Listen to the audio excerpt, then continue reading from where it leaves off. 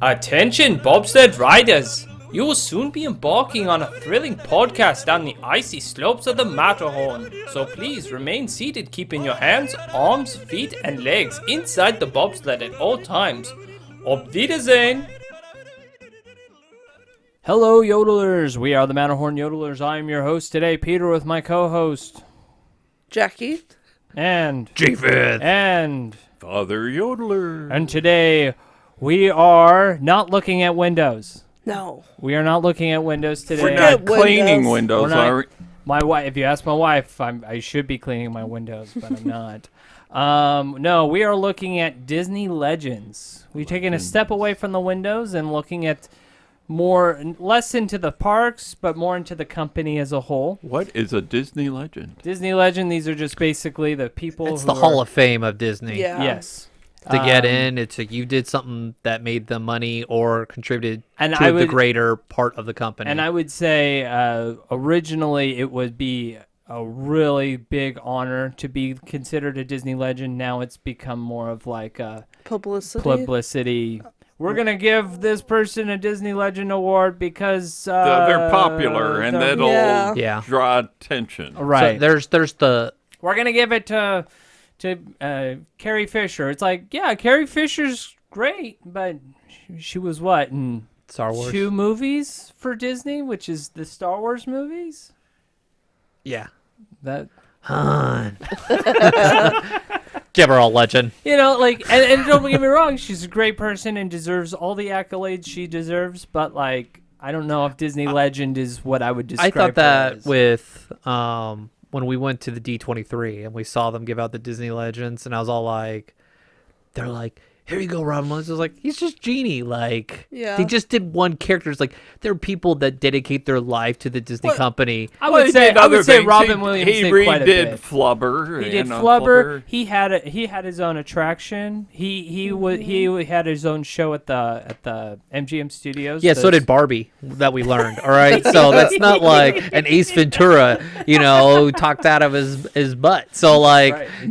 Nine Knives with he was the timekeeper. He was the timekeeper. And then he was All right. tomorrow. We That's understand. Robin Williams deserves I know I his say that legend. because like when I watched it, I was all like, they just give this to anybody who's like famous. That's the thought. Yes. Of Correct. when I saw that award given out, because I think Nicolas Cage got one too that night Probably. or that day. He was in the Sorcerer's Apprentice. He was. We gotta get the Declaration of Independence. That's right. Yes. So I mean, I saw that and I was like, I kind of lost any kind of respect for that award because it's like, oh, it's famous people, and then there's like, who's that person? But that And person, those are the people that deserve it. they are the ones that continue the magic. Like They're you- like you- the voice actors of Donald Duck and Goofy Or, and Mickey like- and Minnie. And if you see the things like they're involved in costuming, and it's like, yeah, you learn about like what they did for costuming, and they like did like so much. Like there's like, yeah, they literally designed all the costumes for all of the pirates and Pirates of the Caribbean, like stuff like that. It's like, yeah. I guess that's for me. It's like the celebrities already get awards and attention, and I really like that this award was given to like big time contributions. Yeah. But again, names and faces make the money. sure. So I could see why they give it, and I'm not taking anything away from Robin Williams, but when I saw that they had these people on there, I was all like, they're just famous. Like, Right. I like the people behind the magic. Right. And that's what I was And seeing. that's the point of this episode, really, is to go over those of the Disney legends that are not the big To shine a face light. celebrities. Give them Yeah. their own little attention right there. That's right. And so we each kind of pick somebody, and we're gonna go a little deep dive. All right. We're gonna dig a little deeper. That's right. All right, Jackie, why don't you start us off? Yeah, we're going to be talking about Lillian Disney. Oh, that name sounds familiar. Lillian Disney is Walt's wife. Oh, I didn't know that one, guys. No, you didn't know guys, that I one? guess I'm Disney gatekeeped on that one. That's a lie. You probably even know her middle name too. I don't know if I know her middle name. Yeah, she became a Disney legend in 2003. And Posthumously.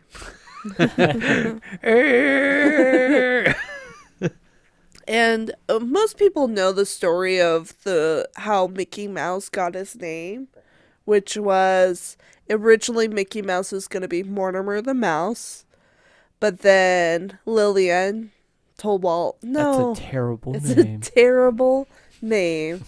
And Walt listened to his wife. And she was like, Josephus. Josephus the mouse. So Giuseppe. they were already married at that time. Yes. In 1928, yes. Okay, because she worked for Disney. She was an Did. ink girl. And I'll get back to that, yeah. All right. But this is the most common story that Yeah. people know. But she, a little back history was she was born in Idaho and grew up in Idaho. Well, And she grew up on the Indian reservation. Her father worked as a blacksmith and a federal marshal. She moved. Real Wild West like task and jobs back. Well, I mean, you she- gotta make it sense. Like if it's the early 1900s and Yeah. it's the West, yeah, I can see that. yeah, he was probably in there in the late 1800s. So yeah, blacksmith. She really had to hold that one in while we were I talking. know, I can tell. She worked on that one. Good job.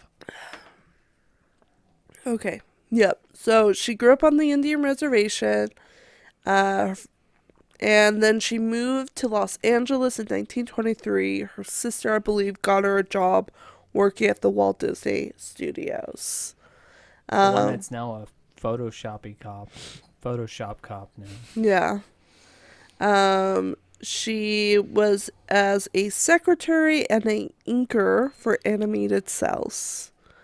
Then Lillian met the boss, who sometimes asked her not to cash her check, which was a $15 a week. Yeah, I don't think that one's gonna go. Like he's like, everyone, here's your cash. He's like, Lily, don't cash that one.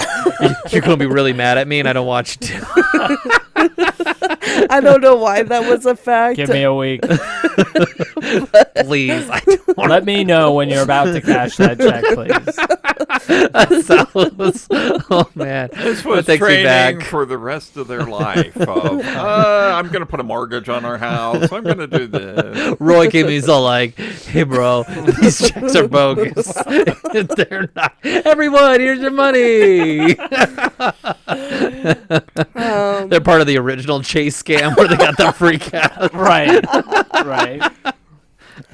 Yeah, so I don't know why that fact was there on the Disney site, but it was, so why not? She then got to know Walt on a personal level, and Walt met her family in 1925. Well, no, they were married July 13th, 1925 in Idaho. And it was a very small wedding. They got married in a house.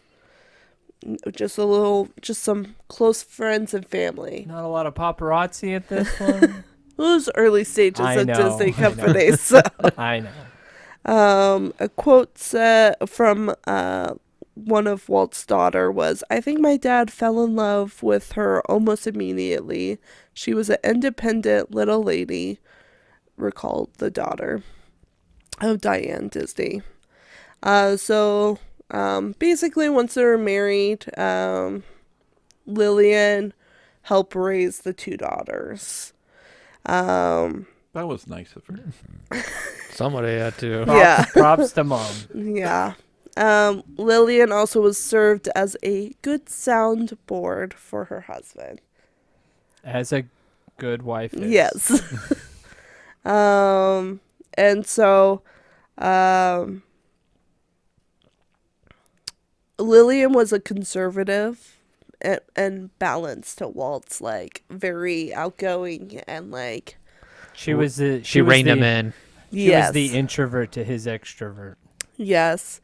It's like his brother. Yes. Yeah, though she was forgiving to Walt because he dug up her flower garden for the backyard just to build his railroad. So she was forgiving for that. Oh, I thought it was about the paycheck.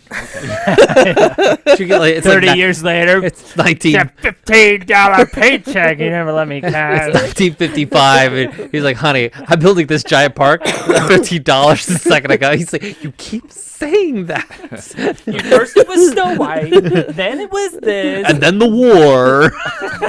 I took you to Argentina, and he's like, "Yeah, I know." It was like, I got mugged. No.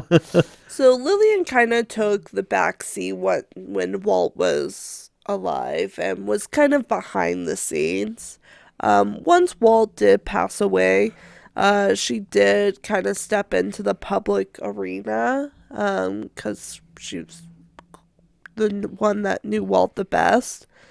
And so she helped bring his dreams to the Florida Project. In October 1971, she attended the dedication to Walt Disney World along with the co-founder, brother Roy Disney. And she goes, "I think Walt would have approved." She said to Roy and those who helped realize her husband's dream, even years after she returned to Florida to attend the 1982. "What'd you say about dedication. Epcot?" She's like, "Not this. Try again."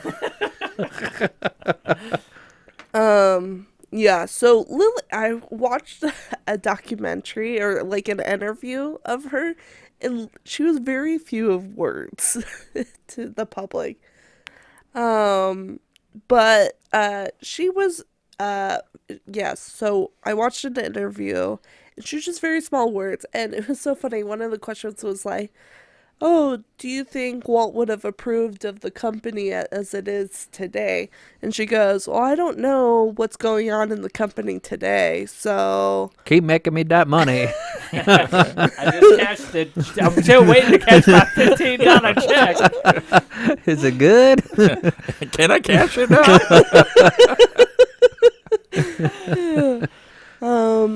But Lillian she was very involved in the arts, and so she went into education of the arts, was sponsoring and giving gifts to schools to remodel campus theaters, and they renamed California Institute of CalArts, basically, theater to the Walt Disney Modular Theater in 1993.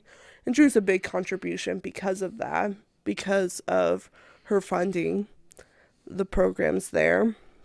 And then on May 12th, 1987, Lillian announced a gift of $50 million to build a new symphony hall designed in Los Angeles. It's that goofy looking one. Yep.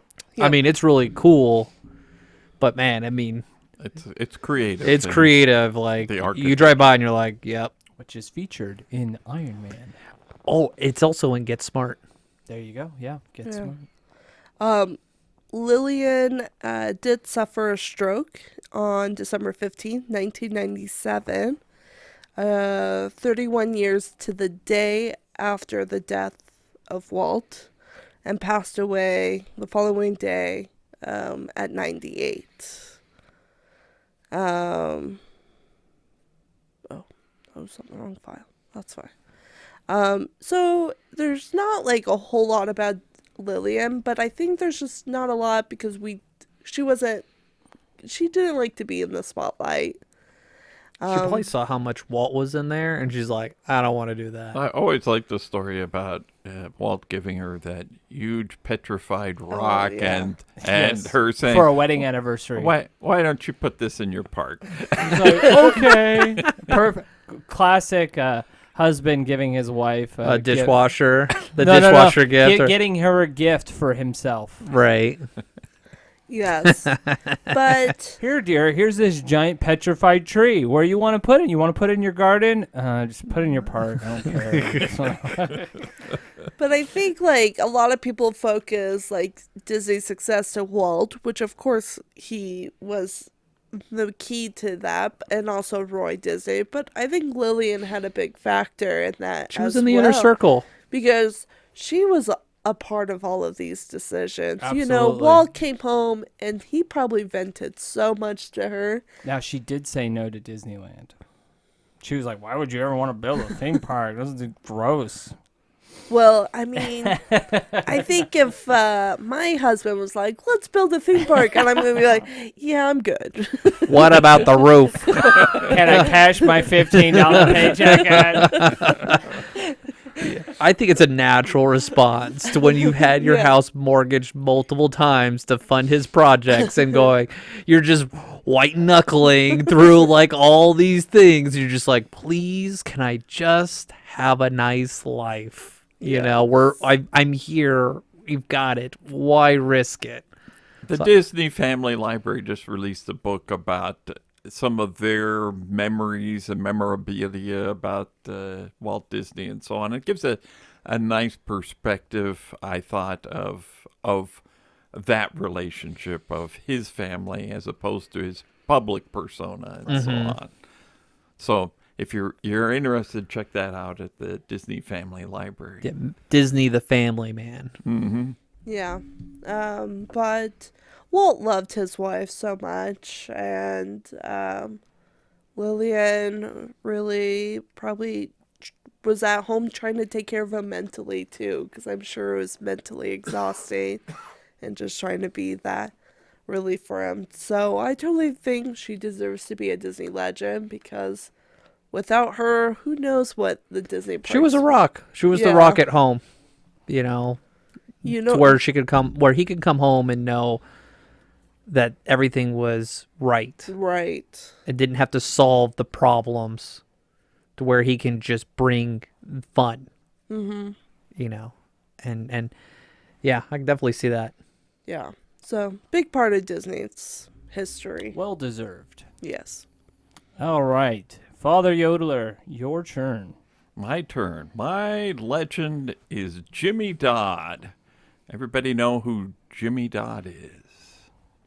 Jimmy Dodd was the leader under Mickey Mouse of the Mouseketeers. The Mouseketeers ran on television from 1956 through 59, about that time period, about 4 years there. And he was the leader of that group, where you had Walt Disney, the leader of the Disneyland show, or Walt Disney Presents. It was Jimmy Dodd that was the leader of the Mouseketeer show. And so to get to know him a little bit, you probably should know he was born in 1910. That's just 9 years after Walt Disney was born. So while like World War I, he would have been about 7-8 years old or something like that. So he was aware of that. And when, but he was interested in entertainment and was trying to get into the song business and theater, worked in New York and Nashville, and eventually ended up in Hollywood. But in the 40s, he wanted to sign up for the military and join the World War II effort. And found out because of a heart condition he had, they would not take him. And so he used his talents Became to... a Mouseketeer. He basically, in the USO, he became a USO performer with his wife traveling with him, who had been a dancer throughout the years. And so they performed for the troops in the USO shows. Not because he was trying to get out of the military, but he wanted to be a part of it. And he was using his talents, which was probably also honing his talents to prepare him for what was to come.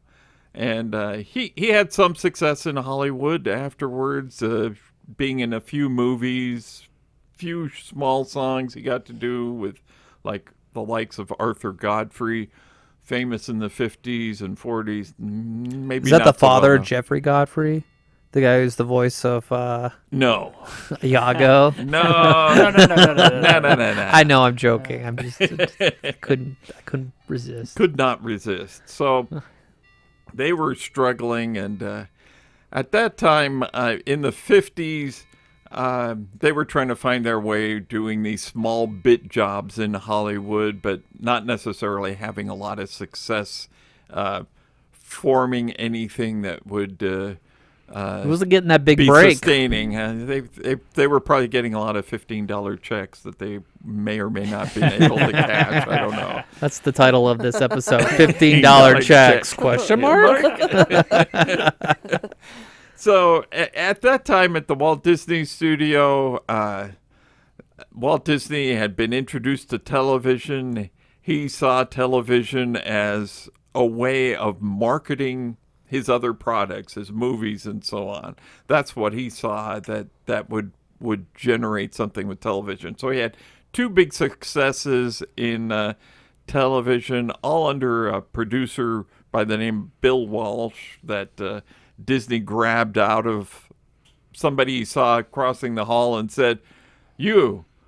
He was a publicist working for a talent agency or something, and he said, You can produce television." This is in the early 50s. Not much television there. And the guy said, "I don't know anything about producing television." And Walt said, "Who does?"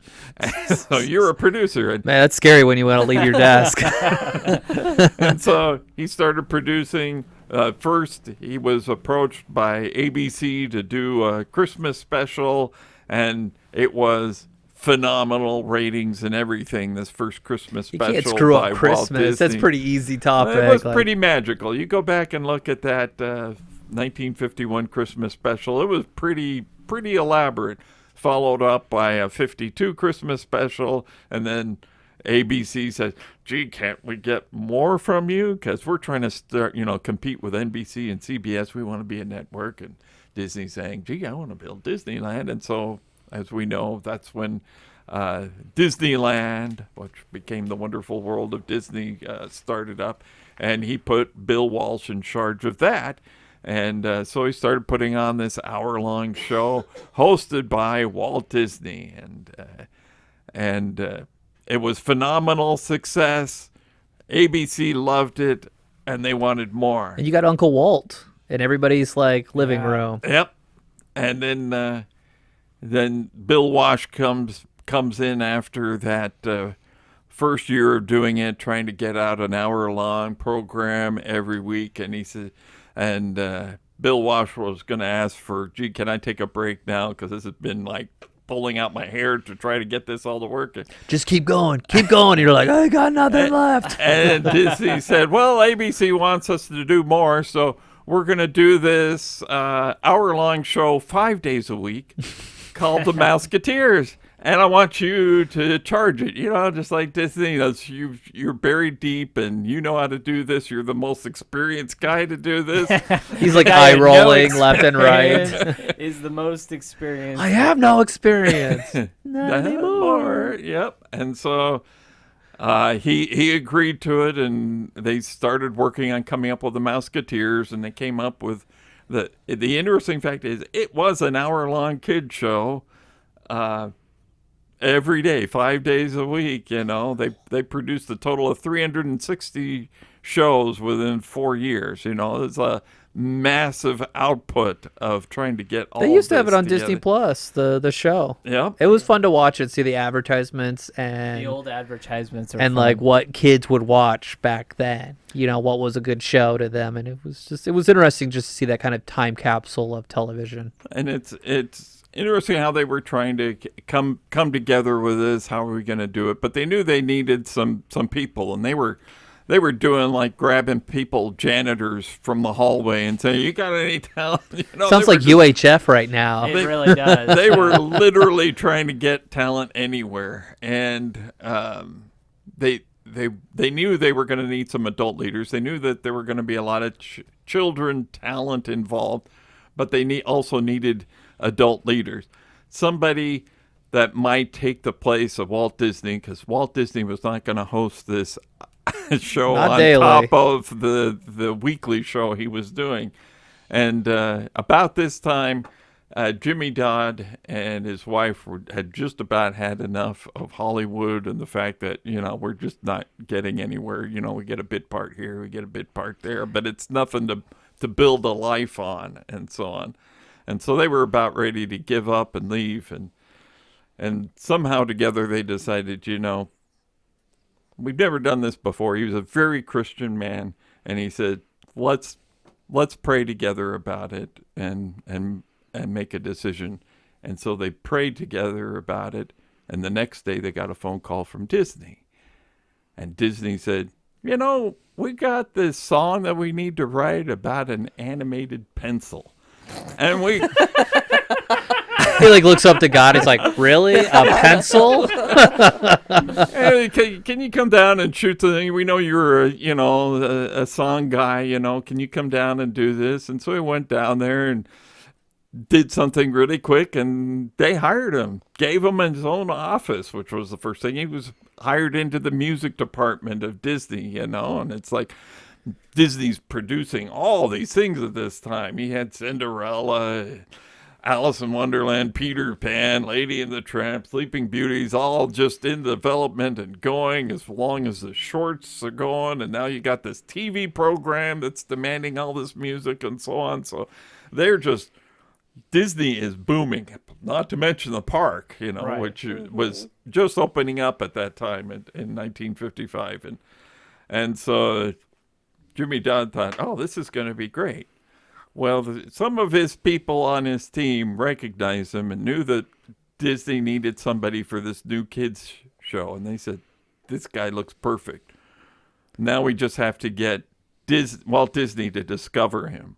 And Yep. That was always a thing. Like, You can't bring it up to. He's got to fall on. Yeah. It's his gotta idea. it's discover got to him. be Walt's idea. So they set Walt up. He's like playing by the smoke pit while he's smoking a cigarette. What do you do here? Oh, just tuning my guitar. What's going on? No, I think literally what they did, from what I can gather from the couple sources I have, is they took this pencil song that was going to be in the Walt Disney program, and they had him perform it for Walt Disney. And from what I gather, there were children brought in that he could interact with. And with Walt seeing the interaction of Jimmy Dodd, who had worked, in his Christian church as kind of a youth leader and so on, so he knew how to operate with children and so on. And so Walt Disney immediately saw it and said, that's our guy, and so Walt Disney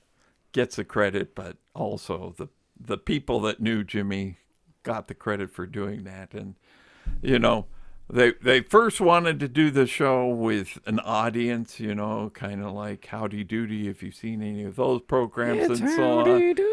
And later on they decided, rather than having all that chaos, we're just going to have them talk to the audience, kind of like Walt Disney talks to the audience in his weekly presentations. And it really worked. I mean, the children were great, but that communication, that one-on-one communication, when it came on the air, Howdy Doody's it went right up against Howdy Doody, which was the big show at the time, and their ratings just plummeted, and the Mouseketeers became the most popular program for daytime television, except for the one time that the World Series showed during daytime. Beyond that, the Mouseketeers was huge. Oh, the stars that came out of it. Yes. And then like another generation, like the 80s Mouseketeers.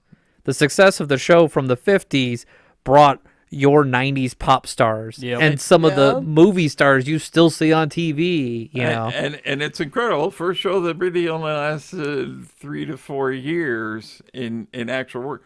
But again, this was Monday through Friday, every day for 1 hour. You It get was, burned out from that. Yeah. And people get burned out from watching it too.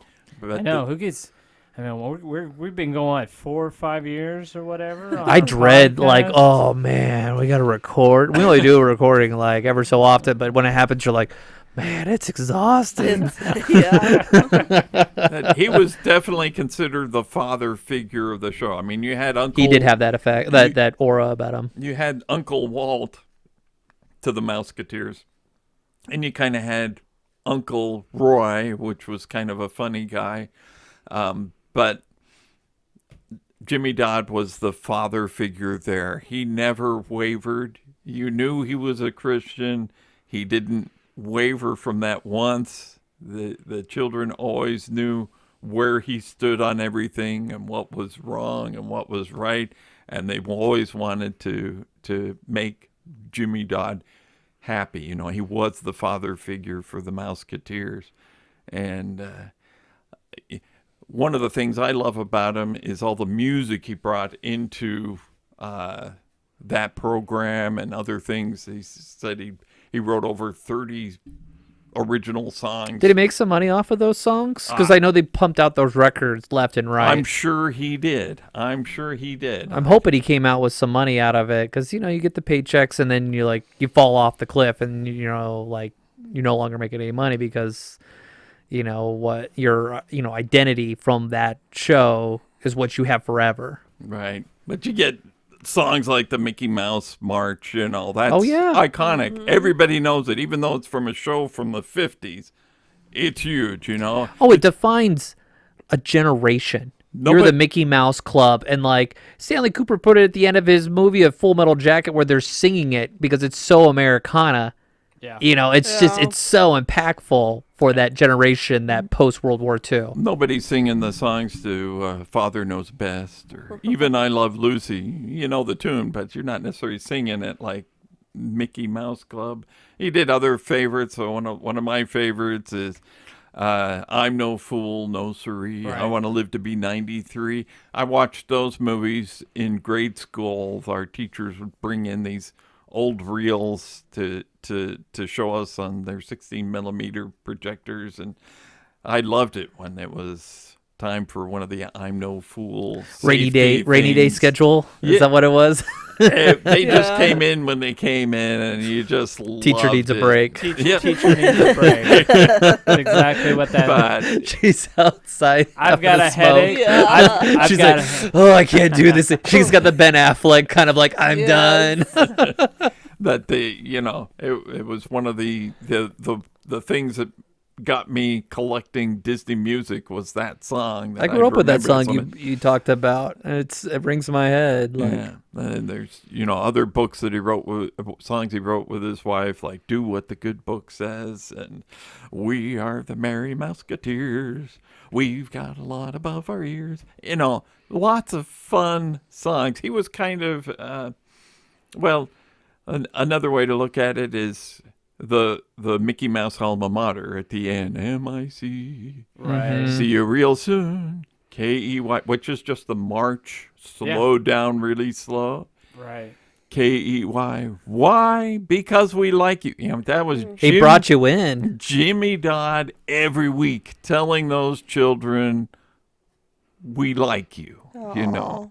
And it just brings you in that way. Talking, I'm glad they didn't have the audience, because you didn't lose that. Oh, he's talking to the audience. This was he's talking to you right there in the movie. I mean, on the TV. And when they went to cut the show down, ABC started to complain about the expense of it. They loved the ratings, but because they didn't own Walt Disney, they weren't making as much money as they did on the shows that they did own. And so, like everybody, they start trying to kill the golden goose because we want more money, And so they started to make things difficult for the Disney Corporation. They started to demand that they be allowed to put more commercials into it, and the parents, I mean, I read several of the letters from the children. They'd comment about it and say it's the only show that all of my siblings watch together. Sometimes we take turns on what we watch, but this is one show where we all watch. And when they got cut down to 3 times a week and half-hour shows, the parents started writing back and saying, you can't do this. This is the only hour of peace I have in my house. Let's say, as a parent going, it's 6 o'clock. Don't take this from me. I need this. This is when I prepare my dinners and so on. And about Jimmy Dodd specifically, they said, when he tells my children to pick up their toys, they go pick up their toys. Children never listen to the parents; they listen to Wow. other people. And so this true. was the effect that Jimmy Dodd had. He used to have those things that were called Doddisms right towards the end. It's better of than the show, Bushisms that were 20 years ago. where he would tell parables or good things, sayings that would say, "I will do good where I go because I shall not pass this way again," and trying to teach this generation good principles of life and so on. And it affected those Mouseketeers. It definitely affected the children at the time. Where Walt Disney came into their life once a week, at times Jimmy Dodd was coming into their homes Monday through He Friday. was the constant. He was the constant. The music is the heart of it. He wrote the music. He was the soul of it. He kind of like Mr. Rogers. Yeah. He kind of was that, although he had more of a cheerleader approach. I mean, that some of the Mouseketeers would He had say, more hype. anytime we were down or we'd come in with an idea and say, "Do you think we can do this?" His answer was always, "Sure we can." It was just always a positive, What obstacle? we can do it. Also, he's probably saying, all the producers are going, "What are we going to do? What are we going to do tomorrow?" And so when somebody came up with an idea, he was like, "Yeah, we can do. That's a great idea." I want to keep paying my bills. Please, let's keep going with this. After the You want a tap dance number? We're gonna do a tap dance number. So after the show ended, some of the Mouseketeers and again there was friction because of the relationship between ABC and Walt Disney. This is why one of the reasons why the Walt Disney Show moved from ABC to NBC, and we got The Wonderful World of Color, as they were trying to sell. RCA was trying to sell color televisions, and Color. and so there was a lot of change going on, but there was a no competition clause in their contract. So the Mouseketeers, when they ended except for reruns, which they were allowed to do, and they were highly successful in the 60s and 70s. But right after production, Jimmy Dodd and some of the Mouseketeers went on tour to Australia because it had become really popular in several countries like Australia. Apparently it went off like when the Beatles came from England to America. So they were rock stars. They were rock stars before there were rock stars per se. They said after one of their performances, there was no way to get to their limousines because they were just so inundated with so many people that wanted to surround them and be close to them. Sounds like they were the Wiggles of their time. If you may not know Yeah. that reference, but like the Yeah. Wiggles are huge They were, yeah. within TV. Like, Yeah. And to think how this has survived all these years, and it's because of partially Jimmy Dodd, who was the leader there and provided that soul to the show. After that, he went off to do music in Hawaii, but he passed away in, I think it was 64, 65. so Just shortly after. 5 years after the show had ended and before Walt Disney even passed away. So he died young of cancer. And so it was a great loss, but I'm so glad he was part of the world and part of the children at that time to share that. And so Jimmy Dodd definitely deserves the status of legend. Here, I agree. Yes. Influential. You should have closed. I'm tearing up here. Yeah, I was all like, dang, I'm gonna close. I'm that guy's like, dang. K-E-Y.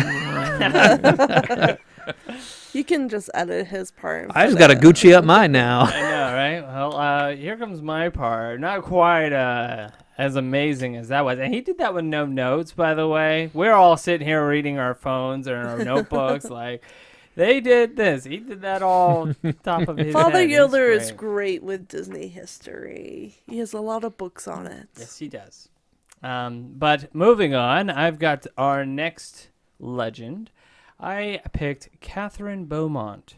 Do any of you know who Catherine Beaumont is? Alice and Wendy.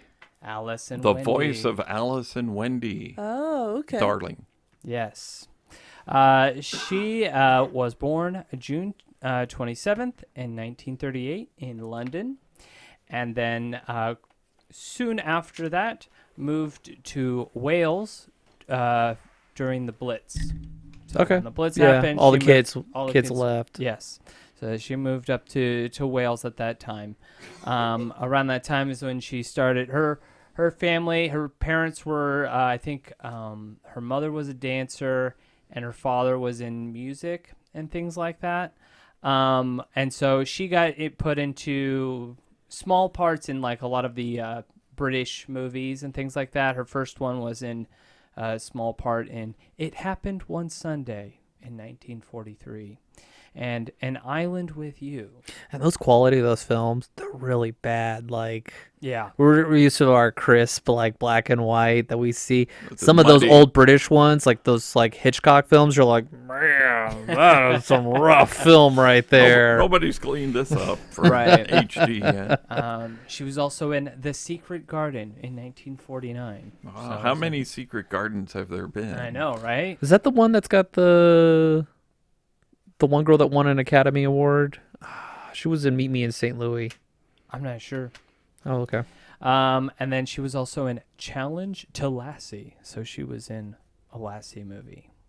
So, but then after that, she was applying to, she was in competing to try to get the role of Alice from the Walt Disney Company. Apparently Disney, they were going to go after this other actress. I didn't write her name down. She was kind of the front runner, but her mom got into a fight with Walt Disney, and Walt Disney's like, done. I don't want So- drama. Right, and I could see Walt's like, she's drama, get her out. right, and so immediately Catherine got the call. So she got called on to do the voice, but they also called her in so that she could be the character, to be the character. What is it? Character model for Alice. So they had her dress up in the costume and had her doing different things so the animators could see how her dress flowed and moved, and as she did certain things from the movie. She talked about her getting the part. She goes, Disney was looking for an Alice that would be English enough to satisfy British audiences and preserve the feeling of an English literacy classic, but not so English that it would put off Americans. I didn't know there was a look for that. So, yeah. So she was 11 when she got the part, and then when she, after she did it and they were promoting the film, she did the 1 hour special of 1 Hour in Wonderland. Hey, I know that. I did some Yes. reading about that. Yeah. So Produced by Bill Walsh. There we go. I don't know what I'm doing. That's right. And so she did that, and she did kind of did a little promotional tour, and as soon as she got back, Walt Disney said, "Guess what? You're Wendy," and she immediately got cast as Wendy, and was put in there, and she did more character modeling of her floating and flying in the air, because they needed to figure out how that looked, how children looked while they were flying. Walt recognized stars, and he, that's one of the reasons why the Mouseketeers ended, is because when Annette Funicelli became too Yeah. old, he said, rather than replace her, well, it's time to end. Right. Because she was the one getting all the She became. the letters. She was the famous one. Mhm. Right. But then she went on to, as she was promoting Peter Pan, she participated in the Walt Disney Christmas Show in 1951. He probably produced that one as well. Yes. After that, she went to public school. She was on the drill team and student government. She later went on to college, the University of Southern California. She would still go to the Disney studio to do things for them, promotional items, photo art, things like that. She could do the voice when she was like way, way, way. Oh yeah, older. we'll get there for sure. So she would contribute still. She being still Wendy. She still is. Wow. Still is? Still is. Whoa. But I mean, she's like 84 or something like that, Yeah. right? yeah, she's up there. 86, yeah. So she eventually became a school teacher. Oh, funny thing about when she was, doing a lot of those like photo things with Disney and things like that, that there was like a funny, kind of like a article about how to be how not to be like examples of how not to act as teenagers. And so it's her acting like rude or kicking people while Shocking. dancing. Oh, the public service announcement. Yeah, like public service. Shocking. So like there's a picture with her and the kid who did the voice for Peter Pan, and they're dancing, and she's like kicking another guy behind her, and they're being loud at a movie theater, things like that. And so that was kind of funny to see. She really like she did a lot of that. Are those sort of on stuff. YouTube? Well, it's not video, it's pictures. Oh, okay. Propaganda. But you can see all this stuff on her website. She has a website that goes over all of that, and they have all her different interviews and things like that. She didn't do too much with Disney for a while after that. She became a school teacher, elementary school teacher. At that time, she would have some keen-eared students that would be like, "You sound very familiar, but I don't know what you're They would from." do that, like, squint to their eyes, like, wait a second. Right, they're like, "You sound very familiar," and it wasn't until later on that they started. She'd drop, like, it's little when- hints. because they would re-release the movie every 7 years into the theaters, Right. and that's when people would be like, "You're Alice, aren't you? You're Wendy, aren't you?" Yeah, I am. And so No squad will get no firewood, it wasn't until and she was happy doing that. Like that was her pride and passion was being a teacher. She loved that. It wasn't until 1983 that Disney kind of called her back and said, "Hey, we kind of need we want you back to Get in this harness and act like you're falling as a 50-year-old person. well, what was happening around that time? They were redesigning The rights. Fantasyland. And so they're like, "Well, we would like you to re-record Alice," because she did the original recordings in the 50s. Well, they asked her to re-record for the So update this is like in the 80s. in the 80s. Gotcha. Correct. I mean, she's in her 50s. she's in her 40s and 50s right yeah. there. Right. And then when they were making the show Fantasmic, they called her in to do the voice of Wendy. So that's when you watch her. Fantasmic, that is actually And her. they brought her back because they got rid of Pirates of the Caribbean and brought back Because Peter every- Pan. Hooray! Did she do wishes? I'm just joking. She may have. If her voice, if you hear Alice or Wendy, absolutely, I bet you anything That's that was nuts. Wow. her. She would do television shows. She's in the most recent Alice in Wonderland show for Disney Junior. Like she did the Really? voice for She that. did the voice for that? I don't know if she's like the little I think she's Yeah, like there's, in like, the- one episode. I think like the first episode or something like that, like where she provided her voice for that. Wow. It's kind of like a passing of the torch sort of thing. But she even did the voice of Alice and Wendy in Kingdom Hearts, the video game series as well. So that's why you picked her. I didn't know that she did the voice Oh, okay. at that time. But I just knew it was Wendy and Right, Alice. Right. And that's cool. She became a Disney legend in 1998 with Virginia Davis. Do you know who Virginia Davis is? That name's so familiar. Oh, Why no, am I- it's, the Davis, the guy that- the first movies that he did. The first Alice comedy. Oh, Yes. okay. So- I was thinking of like the so- Imagineer Davis, like Pre Mickey before- Mouse, pre Oswald. These are the Alice comedies. Right. So they gave both Alice's Disney Legend Awards at the same time in 1998. that's cute. Great. And she's still around. That's awesome. So I just thought, she's it's amazing that like she's still contributing her voice and it still sounds spot on, Well, yeah. regardless of how old she is. And now with AI, man, that thing's gonna live forever. Right. Yeah. So yeah, Her and Darth Vader. that's right. James Earl Jones. Yep. But yeah, that's Catherine Beaumont for you. Cool, good job. I like that. So I guess I'm last. I have Art Babbitt. He was born with the name Arthur Babitsky, and he's a first-generation American. His parents migrated. So he's a first-generation Jewish American that migrated kind of that border between Poland and Russia. And so they came. Lithuania. Huh? It's in that area. It's in the neighborhood. Yeah.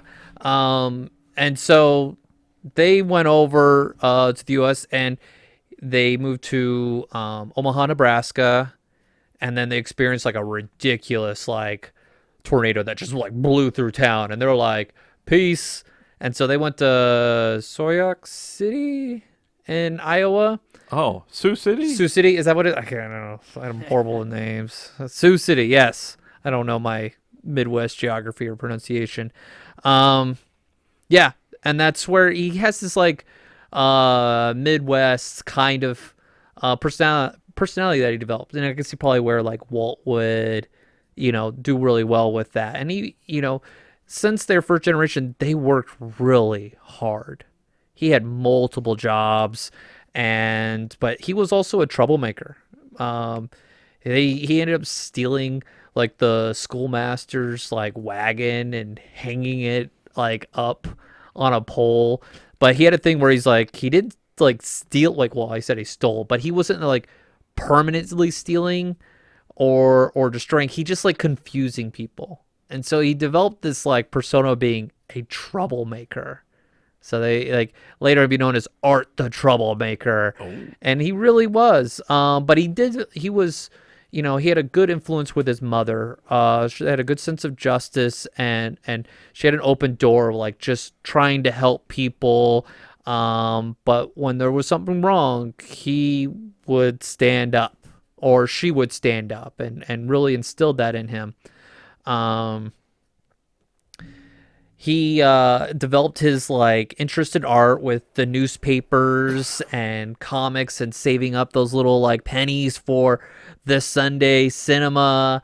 He loved the creative stories like with Mark Twain and the Troublemaker Kid. He just that early American literature really got him. Then you have he got into drawing and he really liked the psychology and like what caused people to move or do things. It made him think. After an accident with his father, what left him in a debilitated state, they moved in with his mother's family over to Brooklyn.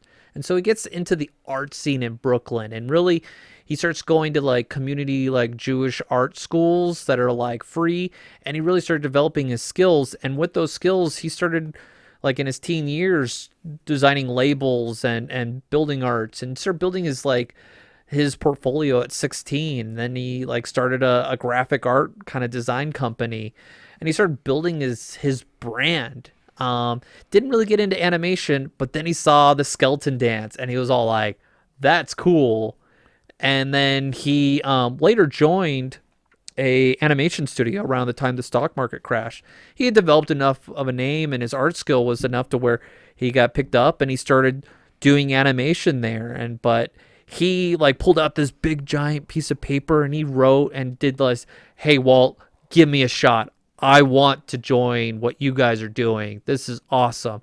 And he got like a call to go out to Hollywood. He went out there and he interviewed with Walt, and Walt goes like, hey, I don't have any like room for you right now. And Art was like, hey, try me out for 3 months. This was his story. Walt's like, oh no, I hired him up. But like, I mean, I imagine Art was saying like, when you work for free, you remember working for free. I mean, Lillian couldn't even cash her $15 check. All right, so let's just like keep that in perspective of it. But he did really well. He worked in the pit, and he did like the in-between artwork. And he just had a really good work ethic that got him, where he was finishing things up and he wasn't getting like the corrections that other people were getting, and it bumped him up to where he was in 1932 making $35 a week, and that got him into like the mentorship. And like he did like scenes with the King Neptune, he did a Pluto sequence, and then he was able to join like the next mentorship of what happened, and he just kept elevating up in there. What was it? While other like animators were going on vacation, he would do their work, and like he was popping out, like he was doing like a sixth of the animation for a cartoon, and like they were having cartoons coming out every 3 weeks. So he was just a workhorse, and he was good, and like it helped him propel to the point where he impressed them so much that he became an animator. Instead of getting the work, he was getting like from someone else. They were handing it to him directly, Right. to start working, and that's where he starts making like $125 a week. Woo. I mean, you could buy a house for $1,000. This guy was like in his 20s, and he's just in this company where everybody's in the age between 20 and 30. It's like the original like startup companies of tech, like that you would Right. see in like the 90s and 2000s, where you just have this think tank and everybody's all in on this vision, and he was part of it. And he was having, he wasn't like the animators, but like he was hanging with them. And he wasn't like Walt's like, oh, he's my favorite. Right. Like Walt, I mean, you have like at one point there was like 120 animators with like Snow White, and he was like, he could feel like, I have to keep up. I cannot just rest on my laurels with this, because I could be forgotten so quickly. So he was really in it. He ended up doing, he was assigned Deputy Dog, and he really gave him life. And this is where that psychology for him really came in. Is like, how do they work? How do they move? And kind of came up with a character personality that's like, this is how they act. This is how they move, to where they have the consistency. And that was kind of revolutionizing. Like, and he wrote down like these techniques for animation that what was more like intuitive for animators just to keep doing. This is to pass it on to create a stable character moving forward. He ended up doing like work with the wolf and the Three Little Pigs, and that was huge. They didn't make a lot of Yeah. money, but that was like That getting was him big. attention. And he did Pete, the Peg Leg Pete, and the Two Gun Mickey. He helped with those techniques and wrote down. He ended up doing the Evil Queen and Snow White. He actually ended up marrying one of the Snow White models. Right. He was, he had fun with the animators. He had an open door, and like he would take in people that were struggling during the that time, and just like, hey, you could stay in my place, while you get on your feet. I think they called him like the ladies' man, because like he was like really good at Oh, drawing women. He was, he came up with at the studio like art classes, to where it's all like, well, it's like, we really can't have a bunch of naked ladies here, and he's all like, so like they had like some studio classes to teach them more about the body form, because when you're going into Snow White, you're creating human-like movements, and you're trying to get as close as you can to it. People forget that when you watch Snow White, that you're basically they're trying to mimic as close as you can to a human being acting. Yeah, They're doing it in scene, and you're losing that. You lose the rubber arms that they used to have in the 30s, where they had no elbows. Yeah. They were just kind of curved around. And he was big on trying to like teach and try to pass on and innovate, because that's what he got for free when he was in Brooklyn in those art. And so he felt compelled to do that kind of looking after for the next generation. He did the dancing mushroom scene in Fantasia. He did Geppetto. He did Mr. Stork. But the later on, there's this strike that happens around the time of the war, and this is where he gets a lot of his fame from, or infamy. and this is where he becomes the troublemaker. Many animators, including Art, grew dissatisfied and joined a union. Babbitt was one of Disney's best paid animators. I mean, he got all the nice luxuries. And though he was sympathetic to the low-ranking employees, he was openly disliking Disney. So he was biting the hand that feeds him. And then, like, during a strike, a picketing, I mentioned this in a prior podcast, Art jumped up on a flatbed truck, grabbed a bullhorn, and shouted, "There he is, the great man. He wants brotherhood for all except himself. Shame on you, Walt Disney." And then Disney leaped out of his car, stripped off his jacket, and everyone's like, it was going to be a fist fight. It would have it was probably the least like Walt Disney moment right there. But it was so personal for him. Yeah. To get that kind of like disloyal, and it changed Walt. It did. This strike changed him, and it changed, Art's direction in life too. It's just, it's hard. He had to take Lillian on a vacation to South America. She's like, what about that $15? That happened. The war comes into play, and Art. So yeah, the war starts, and he joins the U.S. Marines. Hoorah! The Pacific War. He mostly did like terrain drawings, and he worked in that capacity. Is he still working for Disney at this time? So there's like a kind of lawsuit that comes out, where, you can't really retaliate, for this. So there was a case. He, he's not working for the company. He's in the military. He comes out of the military, and he returns to Disney for a time following an unfair labor practice suit brought against Disney. And so Disney was forced to rehire him after the war. That's a great time, right? But he didn't end up staying there long. He was there for like 3 more years. He struggled to keep up with the pace because he was also like the identity of this union. And so he was wearing 2 hats, and so he lost that edge. And he was also losing the interest in it. Like, you're part of a group that works against you, had to sue for your job. You lose that original, like, energy of, like, producing something great. And Walt's starting to move on to things where the identity of the company changed. And, it was time for him to leave. And Walt was not sad to see. Most of the people who were fighting and joined the unions, they ended up leaving. Not many people who were leaders in that movement stayed with the company just because Walt was kind of hard to. You can't move up when the person that you just smacked, you're going like, give me a better job. They're like, no, you could stay where you're at. Like, it just didn't end well.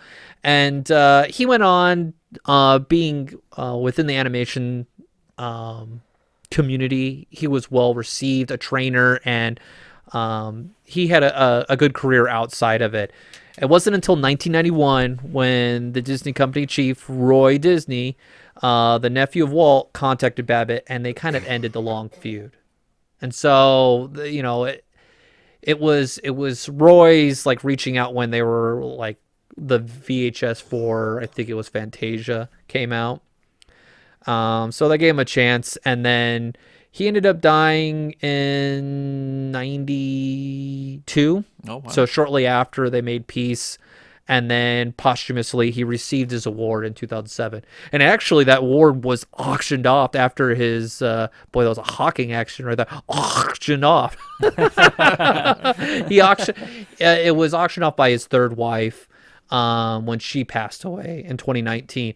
And so you were able to see it on the auction thing and like his name on there. So I'd never seen the Disney Legend, but they put your name in there in the year.